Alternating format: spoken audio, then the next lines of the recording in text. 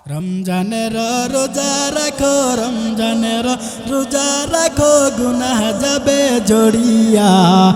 এলো রমজান রহমত লইয়া, এলো রমজান নাজাত লইয়া। রমজানের রোজা রাখো, রমজানের রোজা রাখো, গুনাহ যাবে জড়িয়া। এলো রমজান মাগফিরাত লইয়া, এলো রমজান রহমত লইয়া। পবিত্র ওই রমজান মাসে দিনের বেলা খাইলে খানাও আল্লাহ তাআলা দিবেন গজব, আল্লাহ তাআলা দিবেন গজব, বিপদ ধরবে চাপায়া। এলো রমজান রহমত লইয়া, এলো রমজান নাজাত লইয়া। রমজানের রোজা রাখো, রমজানের রোজা রাখো, গুনাহ যাবে জড়িয়া। এলো রমজান মাগফিরাত লইয়া, এলো রমজান নাজাত লইয়া। পবিত্র এই রমজান মাসে ভোর রাতে খাইলে খানাও প্রতি লোকমায় দিবেন সওয়াব, প্রতি লোকমায় দিবেন সওয়াব, আমল নামায় লেখিয়া। এলো রমজান রহমত লইয়া, এলো রমজান নাজাত লইয়া। রমজানের রোজা রাখো, রমজানের রোজা রাখো, গুনাহ যাবে জড়িয়া। এলো রমজান নাজাত লইয়া, এলো রমজান মাগফিরাত লইয়া, এলো রমজান রহমত লইয়া। পবিত্র মাহে রমজানকে ফরজ করলাম, এটা শুধু তোমাদের উপরে ফরজ করি নাই, শুনে নাও, তোমাদের পূর্বপুরুষদের প্রতিও ফরজ করলাম, যাতে তোমরা কষ্ট না পাও।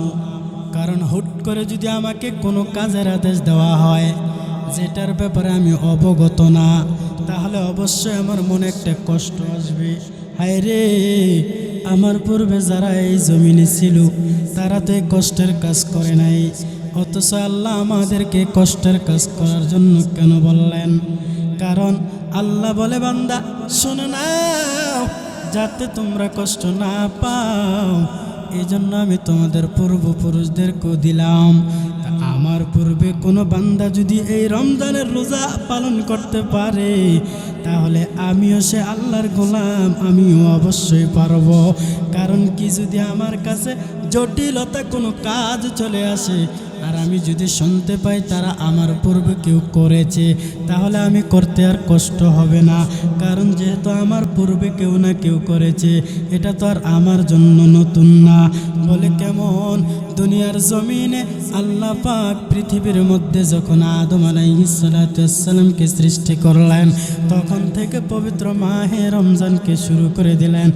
আদম আলাইহিস সালাম চন্দ্র মাসে 14, 15, 16 তারিখ আল্লাহর রোজা রাখতেন। এর নবীর উম্মত নূহ আলাইহিস সালাম 1 শাওয়াল আর 10 জিলহজ ব্যতীত সারা বছর রোজা রাখতেন।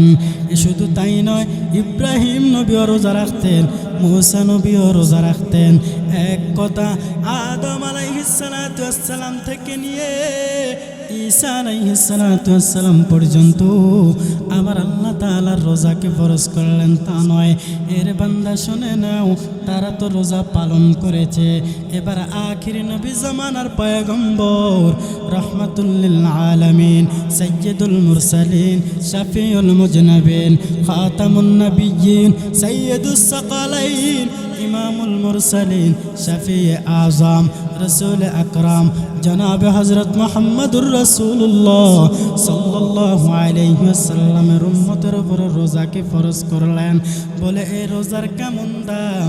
এই রোজাকে আমার নবী বলেন, যেই উম্মতেরা, যেই বান্দা বান্দিরা আল্লাহকে রাজি করার জন্য আল্লাহর একটা রোজা পালন করবে গো। আমার নবী জানায় দেয় উড়ন্ত একটা কালো কাক, এ কাক চিনেননি? কাক কালো, কুকিল কালো, কালো মাথার কেশ, তার সে বেশি কালো মনের হিংসা লেশ। নিম তিতা নিন্দা তিতা আরো তিতা খর, তার সেও বেশি তিতা 203 ঘর। টাকা গোল পয়সা গোল, গোল আলো গোল, এর সে বেশি গোল মনের গন্ডগোল। একটা উড়ন্ত কালো কাক জন্মলগ্ন থেকে নিয়ে উড়তে উড়তে বৃদ্ধ হওয়া পর্যন্ত যত দূর পর্যন্ত চলে যায়, আমার নবী জানায় দেন একজন রোজাদার একটা রোজা রাখার বিনিময় আল্লাহ তাআলার জাহান্নাম থেকে তত দূরে চলে যায়। বলবো না ভোলা যায় নাকি মাহে রমাদানের স্মৃতি, বলবো না ভোলা যায় নাকি মাহে রমাদানের স্মৃতি। এ মাসের কত ফজিলত জানো কি মুসলিম জাতি, বলবো না ভোলা যায় নাকি মাহে রমাদানের স্মৃতি। এ মাসের কত ফজিলত জানো কি মুসলিম জাতি, আল্লাহর সেই পবিত্র কালাম মহাগ্রন্থ আল কোরআন, কি মহিমা এ মাসে হয়েছে তারা আগমন। আল্লাহর সেই পবিত্র কালাম মহাগ্রন্থ আল কোরআন, কি মহিমা এ মাসে হয়েছে তারা আগমন। যার কারণে এত সম্মান দিয়েছেন প্রভু রহমান, রহমত বরকত না জাতের মাস চালাও আমলের বাতি, বলবো না ভোলা যায় নাকি মাহে রমাদানের স্মৃতি, বলবো না ভোলা যায় নাকি মাহে রমাদান স্মৃতি। কত কষ্ট করেছিলেন ইয়াতিম নবী এ রমজানে, ইবাদতে রাত কাটিয়ে দিতেন, কি হবে উম্মত বিনে। কত কষ্ট করেছিলেন ইয়াতিম নবী এ রমজানে, ইবাদতে রাত কাটিয়ে দিতেন, কি হবে উম্মত বিনে। আমরা তো সেই নবীর উম্মত, কেমনে দাও তার সিনাতে আঘাত, মরণের ভয় নাই কি তোমার, কি হবে শেষের গতি, ভুলবো না ভোলা যায় নাকি নের স্মৃতি, বলবো না ভোলা যায় নাকি মাহে রমাদানের স্মৃতি। এ মাসের কত ফজিলত জানো কি মুসলিম জাতি, ভুলবো না ভোলা যায় নাকি মাহে রমাদানের স্মৃতি। এই রমজান মাস যখন আসে, ইমানদারেরা যখন রমজানের রোজাগুলো রাখে, রোজাগুলো রাখতে রাখতে রাখতে আমার আল্লাহর এত প্রিয় বান্দা হয়ে যায়, তখন ওই রমজানের শেষ পর্যায়ে গিয়ে একটা নিঃশ্বাস ফেলায় বলে, মালিক আপনি যদি সারাটা বছর রোজা দিতেন তাহলে আমরা রোজাগুলো বন্ধ করতাম না। আর বেঈমানেরা চিন্তা করে কবে এই রোজা আমাদের থেকে দূর হবে, কারণ তার ইমানে রোজার মজা নাই, তার পবিত্র পূর্ণ ইমান নাই। ইমানদারওয়ালারা আল্লাহর তালাশে দৌড়ায়, কোথায় গেলে আল্লাহ পাওয়া যায়। বান্দা তখন রমজান সামনে পাইলে এতটা খুশি হয়ে যায়, বান্দা জানে খুশিটা আমার মালিকরে রাজি করা সম্ভব হয়ে যায়। এই রমজান এমন একটা দামি সম্পদ, এই রমজানের রোজার এত দাম, বলে কেমন দাম জানুনি? এর মাসুম মুসলমান ইমানদার রমাদানের বাহিরে যদি কোনো আল্লাহর বান্দা একবার নফল আদায় করে তাহলে নফলের সওয়াবে ঠিকই পাবে। রমজানে যখন সে নফল নামাজের ইবতিদা করবে, নফল নামাজ আদায় করবে, তখন আমার আল্লাহ তাকে ফরজের সমতুল্য দিয়া দিবে। শুধু তাই নয়, একটা ফরজ যদি বান্দা আদায় করে নেয়, আমার আল্লাহ তাআলা রমজানের বরকতে ওই বান্দার আমল নামায় 70টা ফরজের ন্যায় আমল দিয়া দেয়। এ মুসলমান, শুধু তাই নয় রে যুবক পর্দার আলের আম্মা জান, 11টা মাস কত অন্যায় অপরাধ করেছো।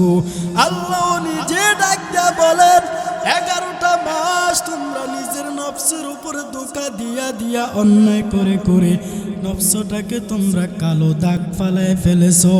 কেউ বা নামাজে গেছো, কেউ বা ঘরে ঘুমাইছো, কেউ বা আমার ইবাদত থেকে মাহরুম ছিলা।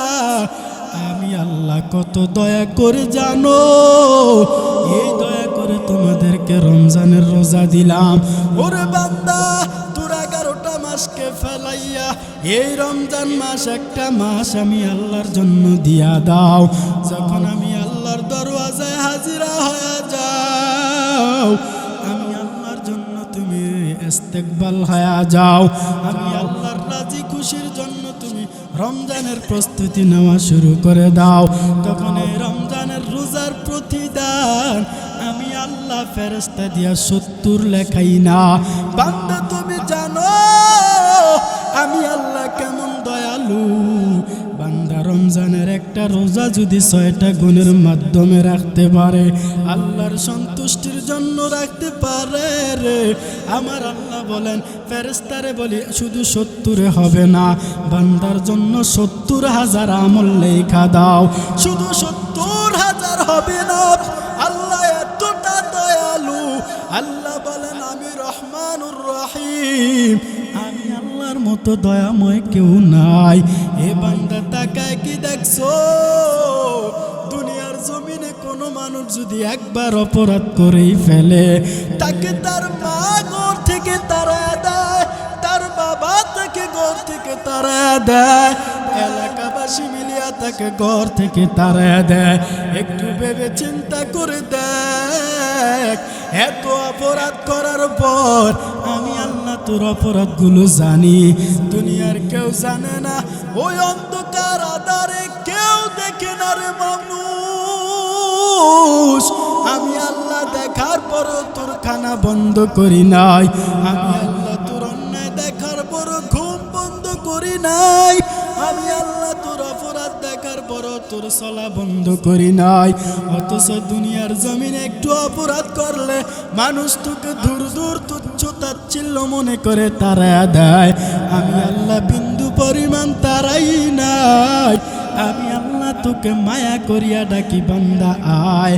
এমন একটা সময় আমি আল্লাহর দরওয়াজায় হাজির হবি যেই দরওয়াজাটার নাম হলো পবিত্র মাহে রমাদান। ওই রমজানের বেলায় যদি তুমি সামান্য থেকে সামান্য আমল করো, আমি আল্লাহ 70 সওয়াব দিব না, 70,000 দেব না, 70 লাখ দিব না, 70 কোটিও দিব না।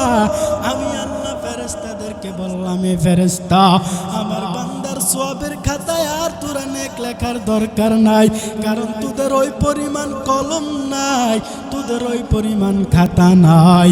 ফেরেশতারা অবাক হয়ে বলবেন, আল্লাহ, আপনার রোজাদার বান্দাদেরকে এমন কি নেক আপনি দিবেন যেগুলো আমরা লেখে লেখে শেষ করতে পারবো না। তখন আমার আল্লাহ বলেন, আস-সাওমু লি ওয়া নাজযা বি। এ রোজাদার শুনো, তোমরা রোজা রাখবা আমি আল্লাহর জন্য, আর তোমাদের পুরস্কার হিসাবে আমি আল্লাহ নিজেই হয়ে গেলাম।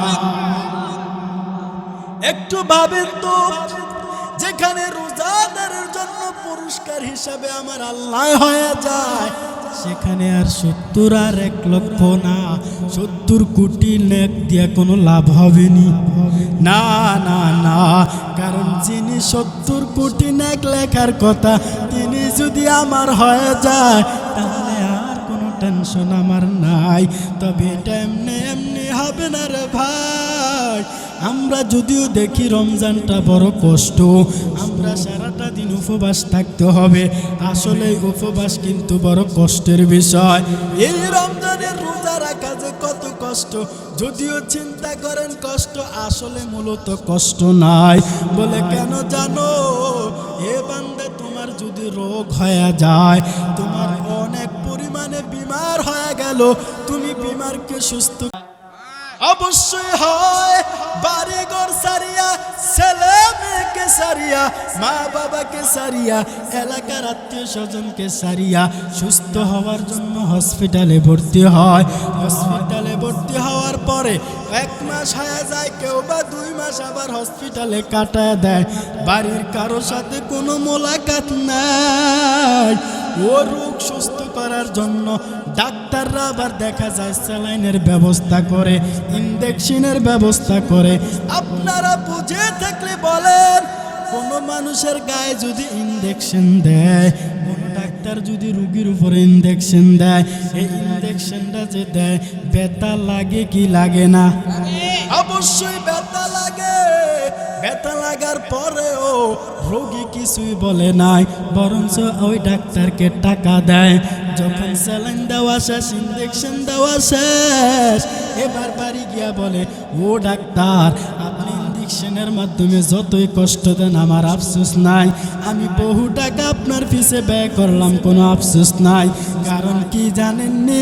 যেই টাকা যে উদ্দেশ্যে ব্যয় করলাম, ওই উদ্দেশ্য আমার হাসিল হয়ে গেল। আমি আপনাদেরকে বুঝাইতে চাই, ডাক্তার যে তাকে ইনজেকশন দিল, কষ্টের একটা সুই তার গায়ে ঢুকায় দিল, এটা ডাক্তার কি তার ক্ষতির জন্য দিয়েছেন না উপকারের জন্য? উপকারের জন্য দিয়েছেন। এরপর লোকটা বেজার না। যদিও আমরা সারাটা দিন উপবাস থাইকা রোজা পালন করব, সিয়ামকে পালন করব, যদিও আল্লাহটা আমাদেরকে কষ্ট হিসাবে দিয়েছেন, আমরা যখন এটা পালন করতে যাব আমাদেরও কষ্ট হবে।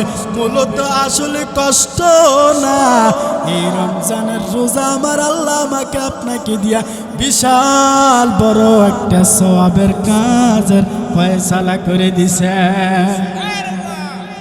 বিশাল একটা নিয়ামত আল্লাহ দান করেছেন।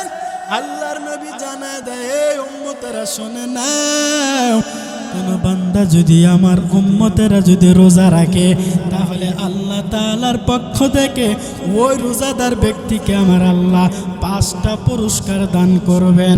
একটু জবান খুলে পড়েন না আল্লাহু আকবার।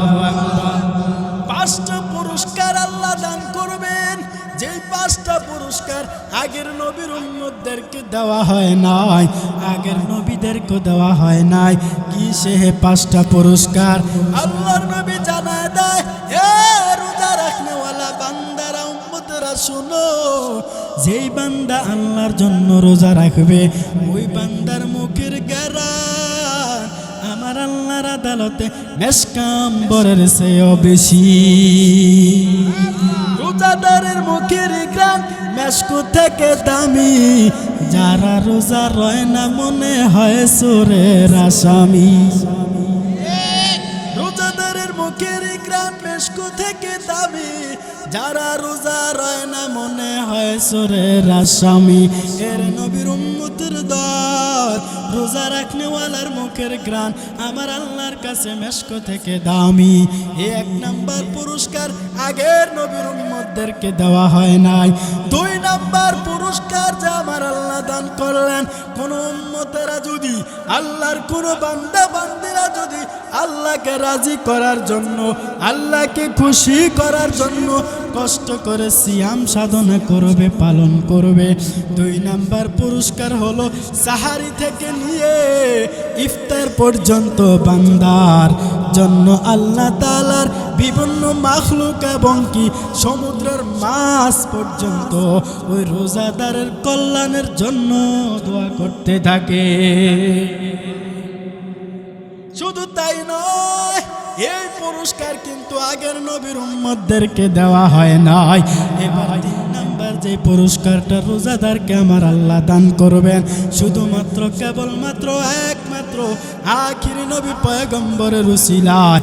বলে 3 নাম্বার কি? সে হে রোজাদারের পুরস্কার। আল্লাহ তাআলা বলেন, এ রোজা রাখনেওয়ালা বান্দারা শুনে নাও, দুনিয়ার জমিনে যারা রোজা রাখবা, আল্লাহ তাআলা জান্নাতের মধ্যে ফেরেশতাদেরকে বলে, ফেরেশতার দল শুনো, আমার রোজাদার রাখনেওয়ালা মেহমানরা আসবে, জান্নাতকে সুন্দর করে সাজায় রাখো। মনে করেন আপনার আমার ঘর এখন যদি আমরা দেখতে যাই, ঘরগুলা অগুছালো, এলোমেলো হয়ে আছে। যদি শুনতে পাই আগামীকাল আপনার ঘরে বা আমার ঘরে কোনো মেহমান আসবে, তাহলে কিন্তু আর অগুছালো থাকবে না, এলোমেলো থাকবে না। আমাদের মা বোনেরা এগুলাকে সুন্দর করে পরিষ্কার বাস করে রাখে কি রাখে না? কেন রাখে? মেহমান আসবে। আল্লাহ তাআলা বলেন, ও ফেরেশতার দল শুনো, আমার রোজা রাখনেওয়ালা বান্দারা আমার মেহমান, তারা আসবে, জান্নাতকে সুসজ্জিত করে সাজায় রাখো। এই 3 নাম্বার পুরস্কার কিন্তু আগের নবীর উম্মতদেরকে দেওয়া হয় নাই, শুধু আখিরি নবী জামানার পয়গম্বর আব্দুল্লাহর ছেলে মুহাম্মদ জনাবে হযরত মুহাম্মদুর রাসূলুল্লাহ সাল্লাল্লাহু আলাইহি ওয়া আলিহি ওয়াসাল্লামকে আল্লাহ তাআলা এর কারণে আপনার আমার ওই পুরস্কার দান করলেন। 4 নাম্বার যে পুরস্কার রোজাদারের জন্য আল্লাহ রেখেছেন, বলে কি সে পুরস্কার? আমার আল্লাহ তাআলা জানে আমার বান্দারা শয়তানের ধোঁকায় পড়ে অন্যায় করে ফেলবে। বান্দারা তো বড় দুর্বল, তাদের ঈমান বড় দুর্বল, তারা শয়তানের ধোঁকায় অপরাধ করবে। আল্লাহ তাআলা রমজান মাস আসলে ওই শয়তানদেরকে শিকল বন্দি করে রাখে। বলে কেন কেন কেন? যাতে বান্দা রোজা রাখতে গেলে শয়তানে তাকে ওয়াসওয়াসা না দিয়া, ওয়াসওয়াসা দিতে না পারে, এবং ওয়াসওয়াসা দিয়া যাতে গুনাহের কাজে লিপ্ত করতে না পারে। এবার প্রশ্ন হয়, হুজুর আমরা তো সমাজের ভিতরে তাকাইলে দেখতে পাই অনেক রোজাদার কিন্তু রোজাও রাখে আবার অপরাধও করে, আছে না নাই? রোজা রাখে মিথ্যা বলে, রোজা রাখে পানিতে কম দেয়, ওজনে কম দেয়, রোজা রাখে বেপরদায় চলে, রোজা রাখে দোকানে বসে আরেকজনের নামে গীবত গায়, রোজা রাখে তারা সমালোচনা করে, রোজা রাখে আবার চুরি করে। এমন পাবলিক সমাজে আছে না না? ও হুজুর আপনি তো বললেন রমজানের সময় যখন আসে তখন আল্লাহ শয়তানগুলাকে বেঁধে রাখে, তাহলে তারা শয়তানের ধোঁকায় পড়ে আবার কেন অপরাধ করে? রমজানে তো কোনো শয়তান থাকার কথা নয়, তাহলে তো বান্দা আর অন্যায় করার কথা নয়। আমি আপনাদেরকে এবার বুঝাই, দুনিয়ার জমিনে শয়তান হলো 2 প্রকার, একটা হলো জিন শয়তান, আরেকটা হলো মানুষ শয়তান। জিন শয়তানকে আমার আল্লাহ শিকল বন্দি করে রাখে, মানুষ শয়তানকে আমার আল্লাহ শিকল বন্দি করে না। বলে মানুষ শয়তান কারা? দুনিয়ার জমিনে আসার পর সারাটা জীবন অন্যায় করে করে করে করে শয়তানদের সাথে চলিয়া চলিয়া সে নিজেও একজন শয়তান হয়ে গেছে। এই শয়তানকে আল্লাহ বেঁধে রাখতে রাখেন নাই, যার কারণে রোজা পাওয়ার পরেও ওই বান্দারা রোজা রাইখাও শয়তানি করে, শয়তানের ধোঁকায় পরে অপরাধ করে। অথচ আল্লাহ তো আখির নবীর উম্মতের জন্য 4 নাম্বার পুরস্কার হিসাবে শয়তান বেঁধে রাখলেন। 5 নাম্বার যে পুরস্কার আল্লাহ দান করবে, 5 নাম্বার পুরস্কার হলো রমজানের শেষের দিকে, শেষ রাত্রে আমরা যেটাকে বলি শবে কদর, ওই যে 27 অথবা এরপরে ঈদের দিনের আগের রাত, রমজান যেদিন শেষ হয়ে যাবে ওই দিন আমার আল্লাহ তাআলা রোজা রাখনেওয়ালা বান্দা বান্দির জীবনের সব গুনাহগুলি ক্ষমা করে দেয়। রমজানের রোজা রাখো, রমজানের রোজা রাখো, গুনাহ যাবে জড়িয়া, এলো রমজান রহমত লইয়া, এলো রমজান নাজাত লইয়া। রমজানের রোজা রাখো, রমজানের রোজা রাখো, গুনাহ যাবে জড়িয়া, এলো রমজান মাগফিরাত লইয়া, এলো রমজান রহমত লইয়া। পবিত্র ওই রমজান মাসে দিনের বেলা খাইলে খানাও আল্লাহ তাআলা দিবেন গজব, আল্লাহ তাআলা দিবেন গজব, বিপদ ধরবে চাপায়া, এলো রমজান রহমত লইয়া, এলো রমজান নাজাত লইয়া। রমজানের রোজা রাখো, রমজানের রোজা রাখো, গুনাহ যাবে জড়িয়া, এলো রমজান মাগফিরাত লইয়া, এলো রমজান নাজাত লইয়া। পবিত্র এই রমজান মাসে ভোর রাতে খাইলে খানাও, প্রতি লোকমায় দিবেন সওয়াব, প্রতি লোকমায় দিবেন সওয়াব, আমল নামায় লেখিয়া, এলো রমজান রহমত লইয়া, এলো রমজান নাজাত লইয়া।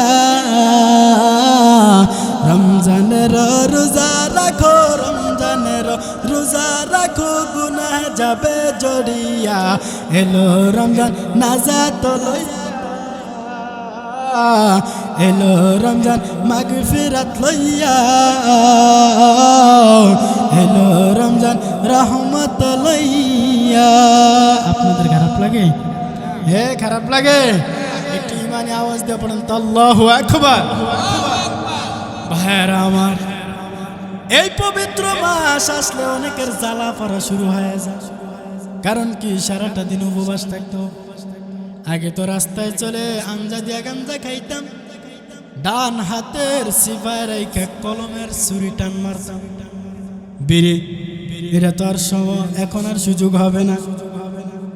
পাবলিকের ভয় মানুষগুলো বেরি টানাইয়া দরজা জানালা বন্ধ করে রমজানও খানা খায়। কিন্তু মুসলমান ইমানদার, তুমি মানুষকে এতটা ভয় পাইলা, আমার আল্লাহকে ওই পরিমাণ কেন ভয় পাইলা না? আমার আল্লাহ বেরি দাও আর তুমি এসি রুমে থাকো আর দরজা জানালা বন্ধ করে যেখানে খাও না কেন রে? দুনিয়ার কেউ দেখো কার না দেখো, একজনে দেখেন, আওয়াজ করে বলেন তিনি কে? এবার আবার যারা রমজান আসলেন না খুশ প্রকাশ করেন, এখনো সময় আছে রমজানের প্রস্তুতি গ্রহণ করে। এক এলাকার মধ্যে আল্লাহর একজন বড় ওলি হাকিম আক্তার সাহেব, তিনার একটা কিতাবের মধ্যে লেখা হয়, একজন আল্লাহর একজন ওলি কোনো এক এলাকার মধ্যে গেলেন, বড় আম মানুষ, কিছুই দিন সম্পর্কে বোঝে নাই। ওইখানে গিয়া আল্লাহর ওলি তাদেরকে বয়ান দিতেছিল, ভাইয়েরা আমার, আল্লাহর একটা মহান হুকুম আসতেছে, পবিত্র মাহে রমজান। শ্রোতাদের মধ্যে একজন জিজ্ঞেস করে বলল, হুজুর আপনি যে বললেন পবিত্র মাহে রমজান আসে, ওই রমজান মাস আসলে কি করা লাগবে? তখন হুজুর বলে, সুবহ সাদেক থেকে নিয়ে সন্ধ্যা পর্যন্ত উপবাস থাকা লাগবে। কই হুজুর মাঝে মধ্যে পানি খাওয়া যাবে না? কই কিছুই খাওয়া যাবে না। শ্রোতারা খেপে গেল, কয় কি এমন এক গজব আমাদের এলাকায় আসবে, সারাদিন উপবাস থাকা লাগবে?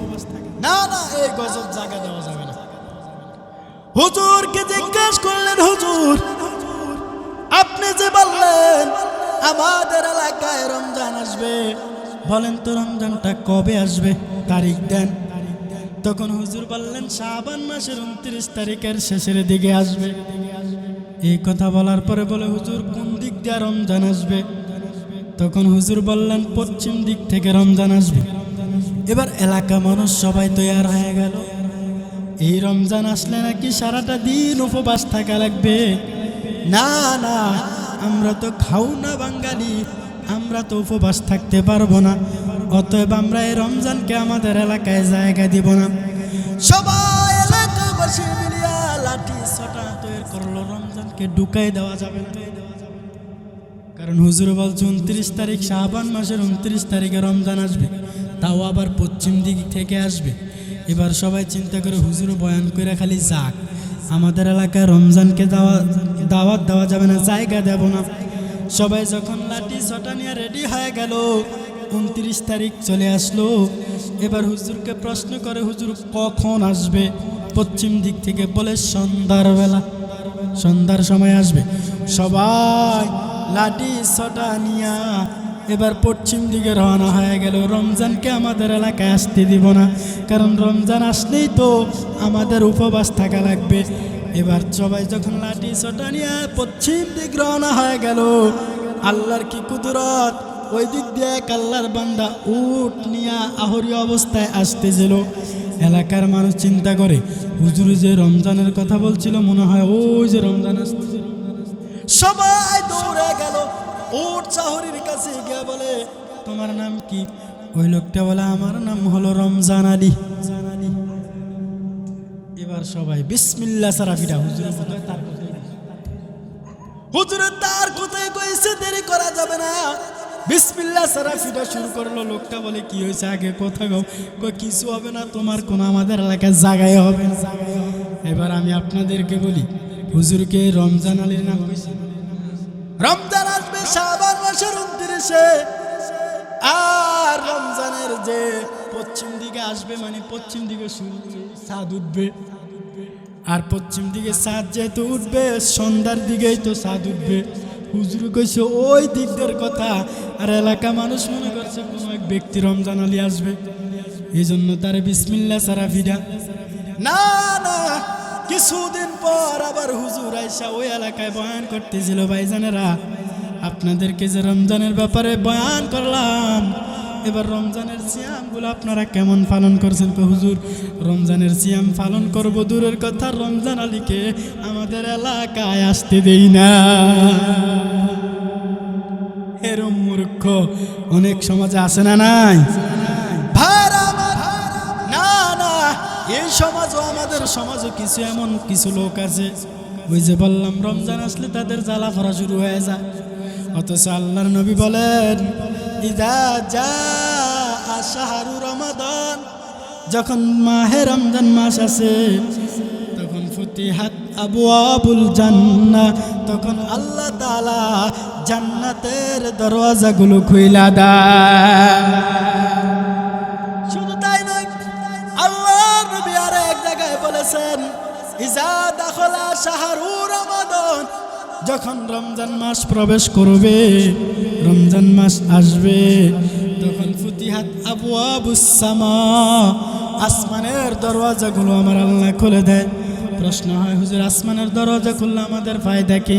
বলে, আসমানের দরওয়াজা খুলে দেয় মানে আল্লাহ তাআলার পক্ষ থেকে রহমতের দরওয়াজা খুলে যায়, আর ওই রহমত বান্দা যখন আল্লাহর কাছে আশা করবে, আমার আল্লাহ ওই বান্দাকে আল্লাহর পক্ষ থেকে বান্দার উপরে রহমত বর্ষিত করতে থাকবে। এই পবিত্র মাহে রমজান যখন আসে, ওয়াগুল্লিকাত আবওয়াবু জাহান্নাম, এবং জাহান্নামের দরওয়াজাগুলো আল্লাহ বন্ধ করে দেয়, জাহান্নামের দরওয়াজাগুলো বন্ধ হয়ে যায়। ওই সুলসিলাতিশ শায়াতিন, এবং শয়তানকে আমার আল্লাহ শিকল বন্দি করে রাখে। ওই মুসলমান ইমানদার এই পবিত্র মাহে রমজানের কারণে, এই রমজান এমন একটা দামি সম্পদ, মুসলমান আমরা রমজান পেয়েও হারাই ফেলতেছি। আপনি যদি লক্ষ্য করেন, গত রমজানে অনেক আল্লাহর বান্দা ছিল, আজ তাকে দেখেন তারা অনেকে দুনিয়ার মধ্যে নাই। এমনও হতে পারে আরো কয়েকদিন বাকি আছে রমজানের, এর ফাঁকে অনেক আল্লাহর বান্দা থাকতেও পারে, আবার মারাও যাইতে পারে। কথা গান ঠিক কিনা? শুধু আল্লাহর নবী রমজান পাওয়ার জন্য আল্লাহর কাছে দোয়া করলেন। ইজা দাখলা রজাবা, যখন রজব মাস আসতো তখন আল্লাহর নবী একটা দোয়া পড়তেন, আল্লাহুম্মা বারিক লানা ফি রজাবা ওয়া শাবান ওয়া বাল্লিগনা রমাদান। আল্লাহুম্মা বারিক লানা ফি রজাবা ওয়া শাবান ওয়া বাল্লিগনা রমাদান। এই দোয়া পড়তেন, আল্লাহুম্মা আয় আল্লাহ বারিক লানা ফি রজব ওয়া শাবান, রজব এবং শাবান মাসের বরকত আমাদেরকে দান করেন। ওয়া বাল্লিগনা রমাদান, এবং রমজান পর্যন্ত আমাদের হায়াতকে বৃদ্ধি করে দেন।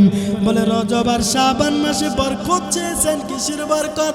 বলে রিজিকের বরকত, আমাদের খাবারের বরকত, আমাদের কথাবার্তার বরকত, আমাদের চলাফেরার বরকত, আমাদের ঘুমানোর বরকত, আমাদের বিভিন্ন কাজের বরকত, যাতে করে রমজান মাস আসার পরে আমাদের রমজানের রোজা রাখতে গিয়া কোনো কাজের অজুহাত পেশ করতে না হয়।